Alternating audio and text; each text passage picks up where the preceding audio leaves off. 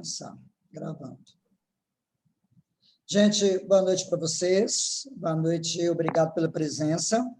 Nós começamos hoje o nosso primeiro Papo Nota 1000, que é um programa que a Salinha Mário Lúcio Nilton está inaugurando, e vamos inaugurar com um tema muito interessante, a imprensa no Estado democrático de direito. A importância, o papel da imprensa e um pouco também sobre o jornalismo.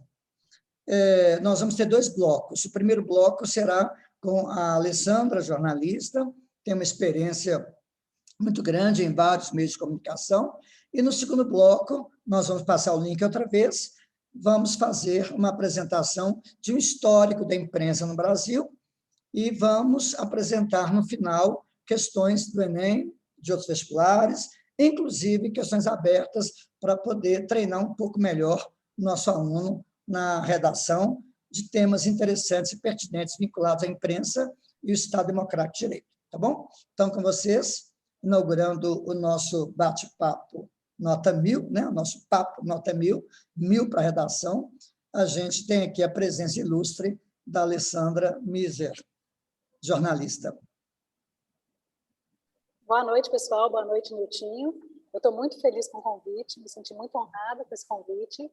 Fui aluna do Niltinho há muitos anos e acho esse tema de extrema importância ser discutido.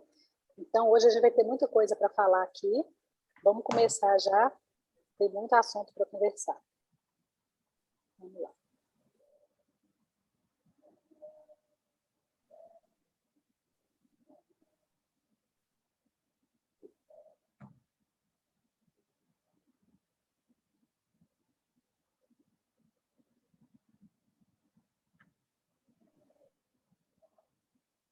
Bom, o papel da imprensa no Estado Democrático de Direito.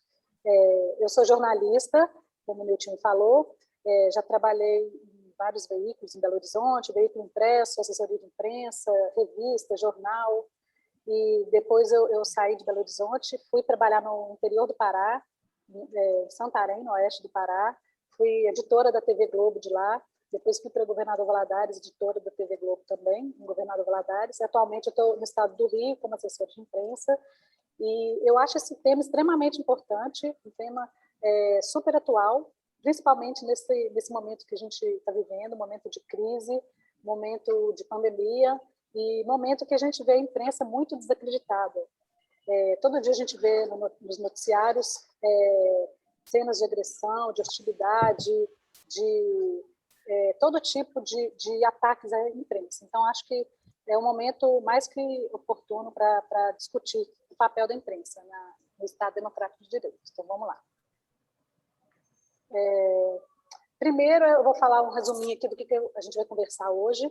Eu vou falar o que diz a lei, né, em relação à imprensa. Vou falar um pouquinho da imprensa no passado, o passado bem recente, sobre como a imprensa, a censura da imprensa, como a imprensa era tratada. O jornalismo atual. Vou falar também do trabalho do jornalista, como é que é o trabalho do jornalista na redação. Vou falar da crise da imprensa, dos grandes veículos de comunicação, uma crise bem grave que já está acontecendo há um tempo. E vou falar dos desafios para o futuro. Então, vamos lá. Na nossa Constituição Federal, o 5º artigo clara alguns dados da liberdade de imprensa. Então, a gente vê aí que fala da livre manifestação do pensamento, sendo vedado anonimato, também assegurado o direito de resposta, a livre expressão da atividade intelectual, artística, científica, da comunicação, né, independentemente de censura ou licença, e é assegurado a todos o acesso à informação e resguardado o sigilo da fonte, né, quando necessário, ao exercício profissional, quando necessário ao exercício profissional, ao exercício do jornalista.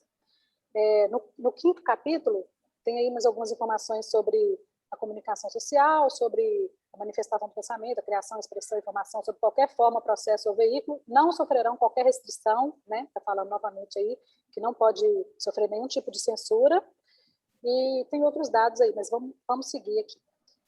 Eu vou falar aqui rapidamente sobre a imprensa. A imprensa viveu um momento sem liberdade no nosso passado recente.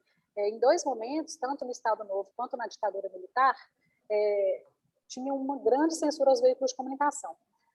No caso do Estado Novo, o Departamento de Imprensa e Propaganda, criado pelo Getúlio Vargas, ele servia justamente para garantir a censura nos veículos, né?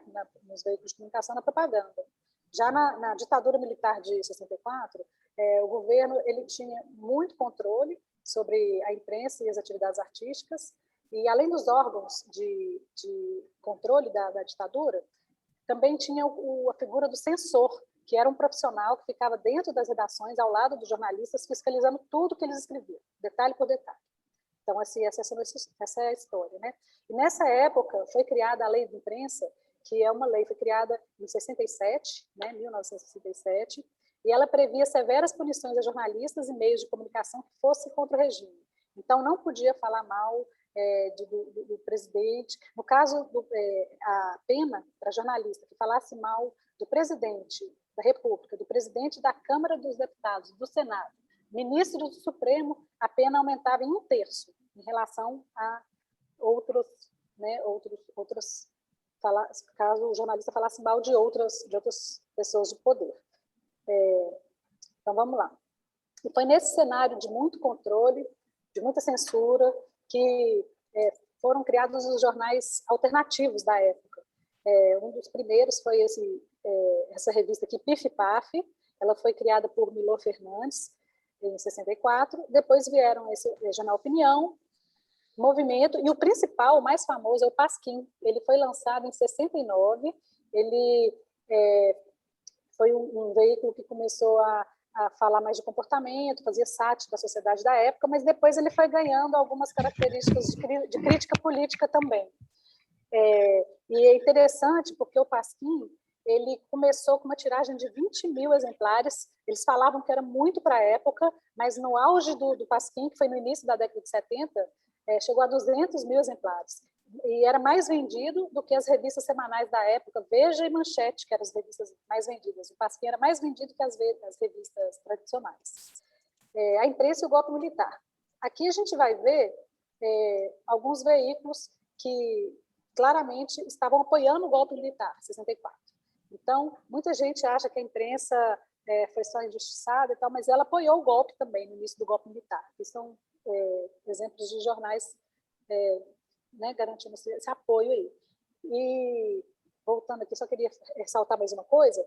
Esse apoio da imprensa ao golpe militar em 64 foi uma forma de crítica muito grande do Jair Bolsonaro, por exemplo, candidato à presidência nas últimas eleições. Ele usou isso muito contra a imprensa. Então, quando ele foi entrevistado na Globo News, na Rede Globo, no finalzinho ele deixava para atacar e falar: olha, vocês apoiaram o golpe, vocês apoiaram o golpe. E a imprensa ela tem um pouco de vergonha dessa atitude de ter apoiado o golpe, tanto é que quando completou 50 anos do golpe, em 64, em 2014, os grandes veículos soltaram uma nota à população pedindo perdão por esse apoio à ditadura, mas realmente a grande imprensa apoiou na época, sim. Além dessa censura muito forte na ditadura, os jornalistas sofreram muitos foram assassinados ou desapareceram, né? Um dos casos mais famosos é esse aqui de Vladimir Herzog. Ele foi morto em 1955. Na época, ele era editor da TV Cultura, em São Paulo. Um dia antes dele ter morrido, da morte dele, os militares foram à redação atrás dele, só que ele não pôde parar o trabalho, né, na TV, falou que no dia seguinte iria procurá-los. E aí foi o dia que ele foi assassinado, só que forjaram um suicídio, fizeram aí uma cena de suicídio e passou como suicídio. A família do Herzog conseguiu provar na justiça que não foi suicídio, que foi assassinato só em 2013. Olha o tempo que eles levaram para conseguir provar que não foi suicídio. Outra coisa interessante para falar, até voltei aqui porque eu estava esquecendo, é que agora em 2020, ano passado, o Ministério Público Federal pediu para a Justiça de São Paulo, fez uma denúncia, né, denunciando 6 acusados da morte de Herzog, 6. E, no caso, são 6 pessoas hoje entre 80 e 95 anos, né? Então, o Ministério Público Federal estava denunciando esses acusados, mas aí, 2 meses depois, no meio do ano passado, a Justiça negou negou dar entrar com essa ação, porque ela fala da lei de anistia de 79, ela alega a lei de anistia de 79. Só que, no caso, o Ministério Público alega que crime contra a humanidade deveria ter prescrição, não deveria ser prescrito com a lei de anistia. No caso do Exódio também, o Ministério Público Federal já tinha tentado essa mesma ação, feita agora em 2020, já tinha tentado na década de 90, não deu certo e, né, ficou por isso mesmo. Vale lembrar que, com o fim da ditadura, em 85, a censura à imprensa foi encerrada, logicamente, né? Acabou a ditadura, acabou a censura. Só que tem uma curiosidade, uma coisa interessante aí. A lei da imprensa de 1967, que foi criada, que eu falei agora há pouco, né, que foi criada na ditadura, para controlar a imprensa, ela só foi revogada em 2009. O Supremo alegou que tornou a lei sem efeito, porque como é que não tem lógica uma lei com características da ditadura, com censura, com punição a jornalista, com prisão de jornalista que falasse mal do presidente e tudo mais, tendo validade até 2009. Então, olha que interessante, depois de 20 anos do fim da ditadura, essa lei foi tornada sem efeito. Foi um julgamento histórico, foi um julgamento super longo, 7 ministros dos 11 votaram para encerrar essa lei, para revogar essa lei, tornar ela sem efeito. Porque, lógico, né, ela era incompatível com o Estado Democrático de Direito e com a Constituição Federal. Não tem muita lógica, realmente. E uma coisa interessante para falar, em relação ao jornalismo, é que dentro dessa lei de imprensa, que foi revogada em 2009, tinha lá um artigo, um capítulo, na verdade, era um capítulo inteiro, falando da lei de direito de resposta. Então, todo mundo que se sente ofendido teria direito a ter uma resposta todo tempo. Só que como a lei da imprensa foi toda tornada sem efeito, essa lei de direito de resposta passou a existir, parou de existir, aliás. Não estava existindo. Depois de 2009, ela não existia mais nenhuma lei a respeito disso. Só tem uma linha na Constituição falando sobre isso, mas não tem nenhuma lei que detalha sobre isso. E aí, com essa revogação da lei de imprensa, 6 anos depois, foi sancionada pela Dilma Rousseff uma outra lei, de 2015, né, chamada Lei de Direito de Resposta, uma lei específica, a Lei 13.188. Depois, se vocês quiserem dar uma pesquisada para conhecer um pouquinho a lei, lá fala direitinho. A pessoa tem tanto tempo para se sentir ofendida, tem 2 meses, se não me engano, para entrar tá pedindo direito de resposta, ela tem direito gratuito no mesmo veículo que ela se sentiu ofendida, e aí lá tem todos os detalhes, é interessante. Vamos lá, vamos continuar aqui. Em 2009 também teve um outro julgamento muito interessante pelo Supremo, que derrubou a exigência do diploma do exercício da profissão de jornalista. Então, a partir de 2009, qualquer pessoa que quisesse exercer a profissão de jornalista em algum veículo não precisaria mais do diploma de jornalista. Os ministros, eles alegaram que a exigência do diploma violava o princípio da liberdade de expressão, e aí passou a restringir o diploma para jornalista. Na época, foi a classe jornalista criticou bastante, foi super criticado, mas eu vejo, assim, depois, na prática, eu acho que, assim, até hoje eu não conheço nenhum caso de alguém que foi contratado sem diploma de jornalista para trabalhar como jornalista nas grandes empresas, nas TVs, enfim, eu não sei de nenhum caso. Não sei daqui para frente ou com o tempo se isso vai acontecer, mas na prática não mudou muito, não. Como que é ser jornalista nos dias atuais? Bem, a gente falou aí da censura, né, da ditadura militar. Hoje nós temos liberdade de imprensa prevista na Constituição, mas nunca, desde a redemocratização, eu nunca vi tanto profissional de imprensa ser hostilizado, perseguido, agredido, fisicamente ou verbalmente, virtualmente também. Todo dia a gente vê notícia de repórter de TV agredido na rua, apanhando, de jornalista sendo xingado nas redes sociais por algum tipo de matéria. Então, isso mostrou a necessidade da FENAD, que é a Federação Nacional de Jornalistas, ela começou a fazer um estudo, ela faz todo ano, um estudo anual mesmo, sobre a violência contra jornalistas e liberdade de imprensa. Esse estudo é feito desde a década de 90, e o de 2020 foi divulgado agora em janeiro. Aí eu coloquei aqui alguns dados aqui para vocês. O que a gente vê aqui nesse gráfico? Em 2020, a gente teve 428 denúncias de agressões, de todo tipo de agressão, de assassinato, agressão física, agressão verbal, 428 em 2020. Em 2019 foram 208. Isso aí mostra que praticamente dobrou, mais que dobrou, né? Um aumento de mais de 100%.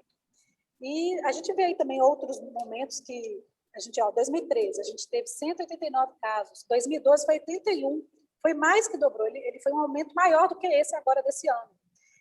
No caso de 2013, a gente pode avaliar aí, porque 2013 teve um acontecimento, não sei se vocês se lembram, as passeatas de junho, que as passeatas começaram em algumas capitais com o pretexto de os manifestantes reclamavam do aumento de 20 centavos na passagem de ônibus. Só que esses movimentos foram ganhando força em várias cidades, e a pauta de reivindicações foi só aumentando. Então, eles reclamavam muito de corrupção na política, no geral, não só um partido ou outro, reclamavam de gastos exorbitantes para a Copa do Mundo e para as Olimpíadas, reclamavam de problema na saúde, educação, enfim, foi ganhando a pauta de reivindicações foi aumentando assustadoramente. Com isso, o número de passeatas, de manifestações no país foi aumentando muito. Consequentemente, aumento no caso de violência contra o jornalista. Tá? E 2020 também um aumento muito grande. Vamos ver daqui para frente relacionado a esse aumento. Aqui a gente está vendo quais são os principais agressores, da onde vêm as principais agressões. 40% é do presidente da República, muita agressão verbal, xingando, injuriando, às vezes ele é direto a algum jornalista específico, às vezes ele fala de uma TV específica, de um jornal específico. Vem também dos servidores públicos dirigidos pelo EBC. EBC é a Empresa Brasileira de Comunicação, uma empresa que tem vários veículos, uma empresa pública de vários veículos de comunicação. Os agressores também são políticos, internautas, populares. Isso a gente consegue perceber que a área política geralmente é um dos principais motivos de agressão, assim, ideais políticos. E uma coisa que eu acho interessante ressaltar é que, desde que o mundo é mundo, onde há poder, há interesse de calar a imprensa. O poder nunca está satisfeito com o trabalho que a imprensa presta, o serviço que a imprensa presta, que é um serviço de divulgação, de denúncia. Então, onde tem poder, sempre vai ter tentativa de calar a imprensa. Não só hoje, não é só no governo Bolsonaro, não é só não tem bandeira. Acho que todos, onde tem poder, tem a tentativa de calar a imprensa. Esse programa aqui, eu quis colocar aqui para vocês, eu achei super interessante, é um programa da ABRAGE, que é a Associação Brasileira de Jornalismo Investigativo. Eles fizeram um programa de apoio à resposta rápida contra o crime contra jornalistas, crimes, assassinatos. Então, no interior do país é muito comum eles matarem jornalistas. O jornalista fez alguma investigação, falou mal de algum poder, de algum político, ou fez investigação sobre o tráfico de droga, eles matam mesmo. Geralmente, cidade interior, cidade pequena, eles sabem onde o jornalista mora, sabem onde trabalha, então é bem comum. Então, eles fizeram esse programa. Primeiro, uma equipe visitou várias cidades onde ocorreram crimes contra jornalistas, fizeram um levantamento bem completo, e agora, a segunda etapa do projeto, que já está em andamento desde 2017, é o seguinte: toda vez que ocorrer um assassinato em alguma cidade, eles mandam uma equipe multidisciplinar para lá, de fora da cidade, né, uma equipe de jornalistas da ABRAGE, para essa equipe fazer a matéria sobre o assassinato daquele repórter. Porque quando o repórter é assassinado, o colega dele, que trabalha no mesmo veículo, ou que trabalha no veículo concorrente, não vai querer fazer matéria sobre o assassinato, ele vai ficar com medo também. Então, a ideia desse programa é essa, é tentar dar uma cobertura ao caso e proteger os profissionais de comunicação de uma certa forma. O nome do programa, Tim Lopes, não sei se vocês já ouviram falar, é um jornalista que morreu em 2002, assassinado, no Rio de Janeiro. Ele estava fazendo uma reportagem para a TV Globo sobre o abuso de menores de idade, tráfico de drogas no baile funk, numa favela. Ele desapareceu, ficou muito tempo, uma semana desaparecido, acharam o corpo dele, investigaram e descobriram que ele foi sequestrado, torturado, julgado e executado pelos traficantes do mundo. Por isso, eles quiseram homenagear o Tim Lopes nesse programa aí. Voltando aqui, vamos lá. Agora eu vou falar um pouquinho qual que é a área de atuação dos jornalistas. Então, a pessoa formou em jornalismo ou quer trabalhar como jornalista, onde ele pode atuar? Qual é o campo de trabalho? Bom, ele pode trabalhar num grande veículo de comunicação, né? Numa revista, num jornal, num rádio, televisão, site, portal, de notícia, enfim. Ou ele pode trabalhar numa agência de notícias ou agência de assessoria de imprensa, que são como se fossem empresas terceirizadas que fazem o trabalho de comunicação ou de matéria, de reportagem e vende para outros veículos. Eles podem trabalhar também, o jornalista pode trabalhar também no jornal de bairro, blog, site, rede social, independente, né, desde que tenha um perfil jornalístico. E um outro campo é a assessoria de comunicação de empresa pública ou empresa privada, mas também de personalidades públicas ou privadas. Vale lembrar que, no caso de personalidades individuais, né, um cantor, um político, hoje em dia, eles mesmos estão usando as redes sociais, o Instagram, o Facebook, para se divulgar. Então, muitas vezes, eles nem contratam jornalistas. Às vezes, sim. Às vezes, sim. Dentro de uma assessoria de comunicação, eu coloquei aqui no outro quadrinho, dentro de uma assessoria de comunicação nessa empresa, geralmente é dividida em 3 setores. Jornalistas, publicitários e relações públicas, né, fazem o trabalho de comunicação, e o jornalista ele faz, geralmente, a comunicação interna, que seria um trabalho com o cliente dele, com os trabalhadores, com os fornecedores, com os terceirizados, ou então ele pode fazer um trabalho de comunicação externa, que é a assessoria de imprensa. Ele é a ponte entre o jornal, entre a empresa. Então, vamos supor, a Vale do Rio Doce, ela tem uma equipe grande de assessoria de imprensa. Aí teve o rompimento da barragem, é o jornalista que vai colocar o engenheiro da Vale ou o diretor da Vale em contato com a imprensa. Ele vai fazer essa ponte. Essa é a função do jornalista dentro das empresas. Vamos lá. Aqui eu coloquei aqui uma ilustração dos principais veículos de comunicação de massa. É o jornal, revista, o rádio, televisão e o site, portal de notícias. Eu vou falar rapidamente, não tem muito tempo, mas eu vou falar rapidamente a característica de cada um aqui. Bom, o jornal impresso, ele pode ser semanal, diário, né? Normalmente diário ou semanal. Ele pode também ser geral, numa cidade ou país, mas ele pode ser setorizado, igual, por exemplo, o Valor Econômico.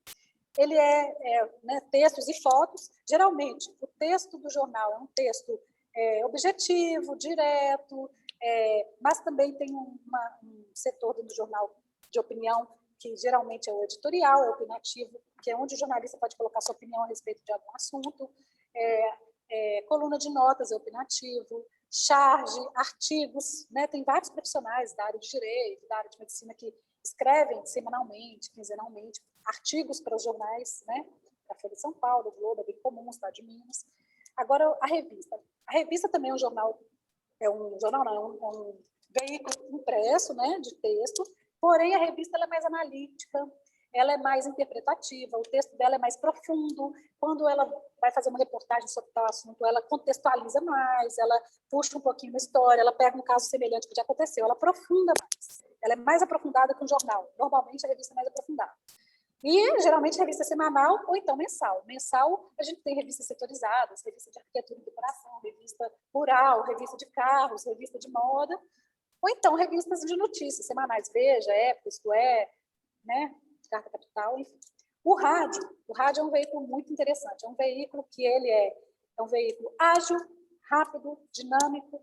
O custo dele geralmente é mais barato se comparado aos outros. Ele não tem que imprimir jornal, ele não tem que imprimir revista, ele não tem que distribuir, então ele tem um custo mais barato. O texto dele, o texto que o jornalista faz nele, é um texto mais rápido, direto.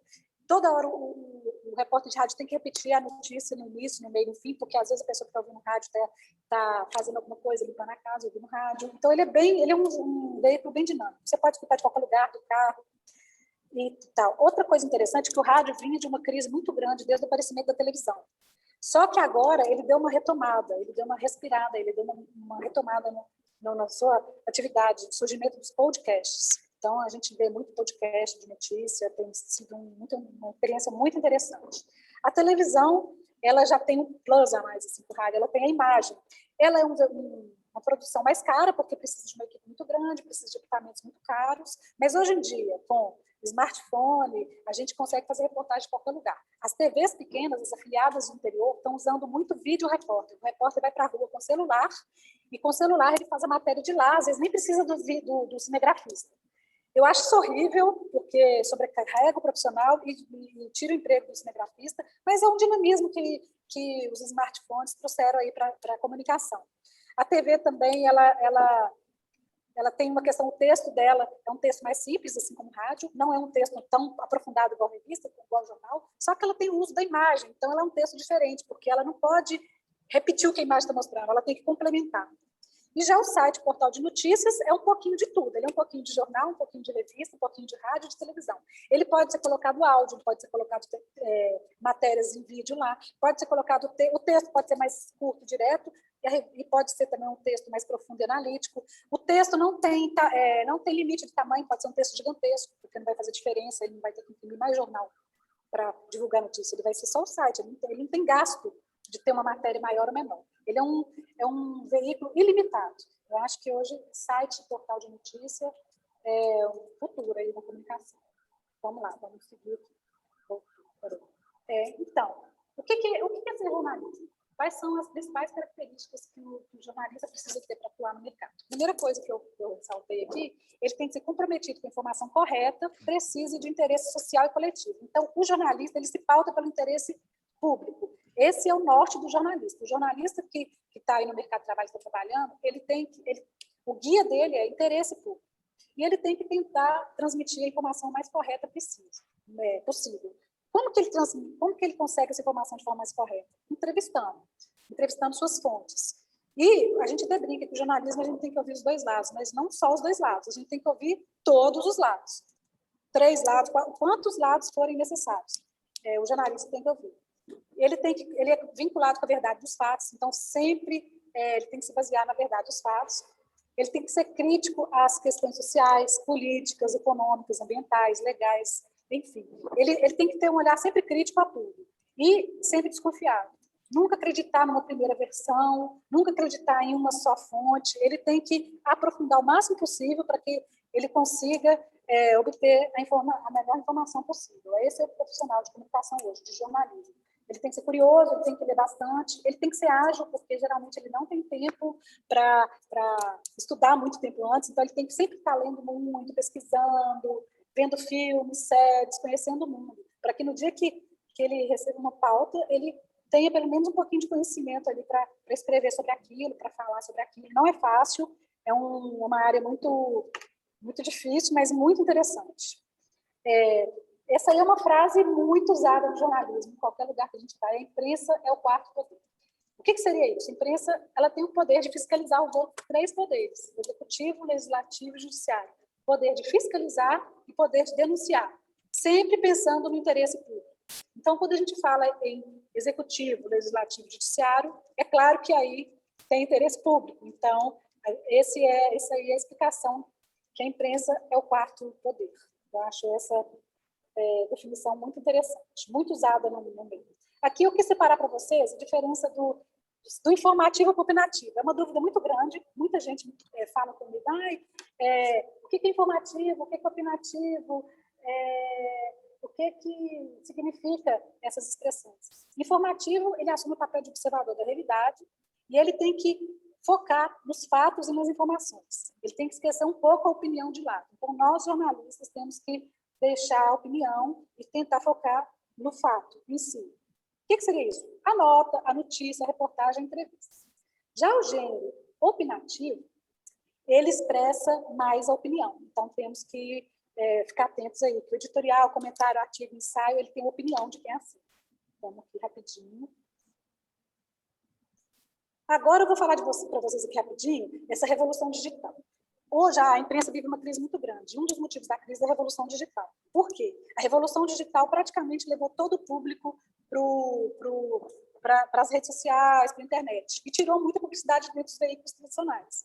Então, em 96, houve a chegada da internet começou no Brasil, nos anos 2000, uma maior democratização do acesso à internet. Em seguida, chegaram os smartphones e a popularização do 3G. Todo mundo passou a ser gerador de conteúdo. O que isso afeta na imprensa? Tudo. Porque se todo mundo passou a ser gerador de conteúdo, a imprensa perdeu a sua primazia na comunicação. Ela não é mais o protagonista na comunicação. Isso gerou uma grande crise, tanto financeira quanto crise de autoridade, vamos dizer assim. Como consequência dessa revolução digital, a gente pode falar na avalanche imensa de conteúdo, são milhões e milhões de pessoas publicando tudo, opinião e informação a cada segundo, notícias sem vazamento e muitas fake news. Uma outra consequência foi que a imprensa deixou de ser protagonista, né? Ela começou a ser checadora de notícia falsa. Antes ela era quem determinava o que ia ser falado no mundo. Hoje ela ela determina um pouco menos e ela passa a ser tipadora de notícia falsa. Outra consequência é a força da mobilização social com impacto sobre a democracia. O que é isso? As pessoas começaram a agendar manifestações sociais pela internet. Então, para a democracia, isso é muito interessante. E uma outra consequência é a destruição do modelo de negócio, que eu falei agora há pouco, dos grandes veículos de comunicação. A receita da publicidade, né, o dinheiro da publicidade, foi quase todo para as plataformas online. E aí acabou empobrecendo os veículos tradicionais. Mas, olhando toda essa situação que a imprensa vive, de crise e tudo mais, a gente tem uma boa notícia. Que bom, né? A imprensa costuma viver de notícias ruins, mas aqui eu vou falar uma boa notícia. É o seguinte, quando a crise aperta, quando a crise aparece, o jornalismo mostra que ele é muito necessário. Como assim? Numa pandemia, por exemplo, igual a essa que a gente está vivendo há mais de um ano, a gente percebe que o jornalismo é o melhor lugar para ter informação, porque ele é feito por profissionais que se aprofundam, que pesquisam, ele entrevista cientistas, médicos, ele não sai só falando como opinião, dando qualquer informação. Ele tem todo um aprofundamento. E a gente vê aqui uma pesquisa que foi feita pelo início da pandemia. Alessandra, oi. Deixa eu fazer só uma pausa aqui. Nós vamos ter que interromper para a gente começar um outro link, tá? Então, todos vocês que estão aí, esperem um pouco, porque nós vamos começar um outro link, vou mandar para vocês daqui a pouco, tá?